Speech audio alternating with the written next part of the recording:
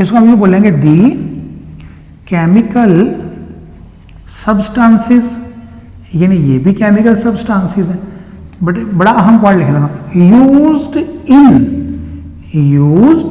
In the living organisms, यानी आपने इसको लिविंग ऑर्गेनिज्म के अंदर, जैसे कोई मेडिसिन आप खाते हैं या कोई इंजेक्शन आप लगवाते तो हमारी बॉडी के अंदर चला जाता है, तो the chemical substances used in the living organisms.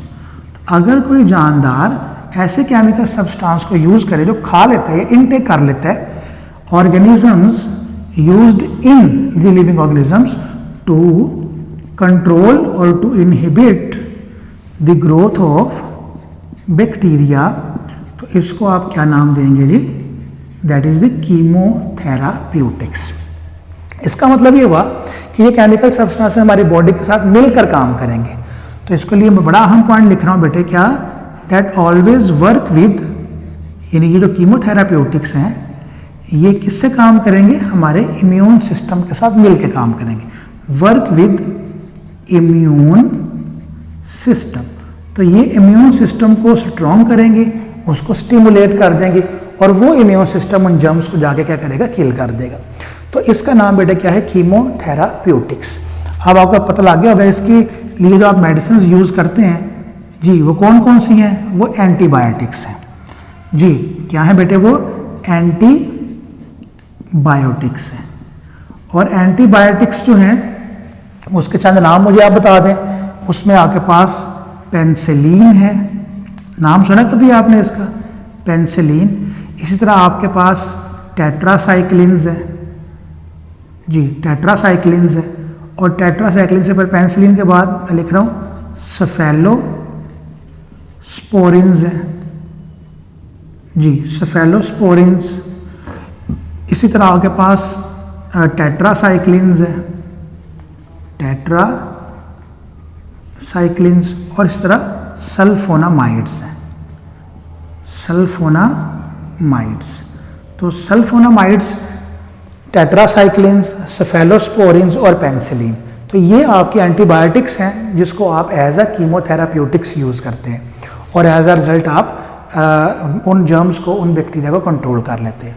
अब ये जो हमारी एंटीबायोटिक्स हैं बेटे, ये जो हैं, ठीक है, तो इनको अंडरस्टैंड करने के लिए आपने दो, इसके साथ एक येलो बॉक्स बना हुआ है, उस येलो बॉक्स में इन एंटीबायोटिक्स के कुछ इफेक्ट्स लिखे हुए हैं।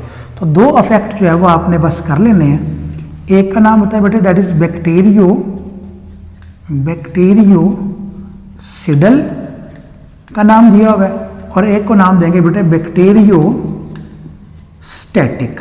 बैक्टीरियोसिडल एंड बैक्टीरियोस्टैटिक जी बेटे। अब यहाँ पर समझ लगी होगी, सिडल का ये जैसे ना आपने सुना होगा पेस्टिसाइड्स हैं, फंजीसाइड्स हैं, हर्बिसाइड्स हैं, यानी किल करने वाले। तो सिडल का मतलब किल करना होता है, यानी इस एंटीबायोटिक से क्या होगा, बैक्टीरिया किल हो जाएंगे, killing of bacteria, killing of bacteria. जबकि स्टैटिक का काम क्या होता है, मतलब इसमें किल तो नहीं आपने करना, क्योंकि आपके पास अभी एंटीबायोटिक ऐसी नहीं है कि आप उस बैक्टीरिया को किल कर दें, तो आप फिर कम से कम ऐसी एंटीबायोटिक बना लेते हैं जो उसकी ग्रोथ को रोक दें। किल तो नहीं कर सकेंगे, ग्रोथ को रोक दें। तो ये क्या करेंगे, दैट स्टॉप और इनहिबिट द ग्रोथ। तो ये बैक्टीरिया को किल तो नहीं कर सकेंगी, लेकिन उसकी ग्रोथ को इनहिबिट कर देंगी, तो इसका नाम बैक्टीरियोस्टैटिक होगा। ठीक है मेरे बेटे, ये दो तरह के इफेक्ट्स आपने पढ़ने हैं। अब जाहिर से इससे तो पॉपुलेशन खत्म हो जाएगी, किल होने के बाद बैक्टीरिया खत्म हो जाएंगे। यहाँ पे पॉपुलेशन किल तो नहीं होगी, लेकिन वो जितना साइज उसका था, जो साइज पे वो क्या हो जाएगी, कांस्टेंट हो जाएगी। तो लिहाजा आप बैक्टीरिया को उधर ही कंट्रोल कर दें, उसकी ग्रोथ मल्टीप्लाई नहीं होने देंगे, उधर ही आप वो बैक्टीरिया की साइज, जो कॉलोनी है, पॉपुलेशन है, वो फिक्स हो जाएगी, लेकिन वो किल नहीं हुई है। ये आपने बात याद रखनी है इसमें। ओवरऑल अगर आपको मैं बताऊँ इनके मोड ऑफ एक्शन क्या है, तो ये जो बैक्टीरियोसिडल है बेटे, ये किस तरह बैक्टीरिया को मारती हैं, उसकी सेल वॉल को किल करके। ये सेल वॉल गई, बैक्टीरिया खत्म हो जाते हैं। लेकिन जो बैक्टीरियोस्टैटिक होती है, सेल वॉल को तो अफेक्ट नहीं कर पा रहे, फिर इस तरह ये प्लाज्मा मेम्ब्रेन और इसी तरह आपके प्रोटीन्स, जिसको एंजाइम्स भी कहते हैं, इनको आप डैमेज कर दें, तो बैक्टीरिया किल तो नहीं होगा पूरा, लेकिन वो ग्रोथ अपनी रोक देगा। इस तरह उसका डीएनए जिसको हम न्यूक्लियोइड भी कहते हैं। तो इनको आप अगर स्टॉप कर दें, इनकी ग्रोथ को अगर आप रोक दें, तो एज अ रिजल्ट क्या होगा, वो बैक्टीरिया की ग्रोथ इनहिबिट हो जाएगी लेकिन वो किल नहीं होंगे। तो जी बेटे, मैं उम्मीद करता हूँ कि ये आप सारे इसको अंडरस्टैंड कर रहे हैं। इंशाल्लाह ताला नेक्स्ट लेक्चर में मुलाकात होगी। शुक्रिया, थैंक यू सो मच बेटा।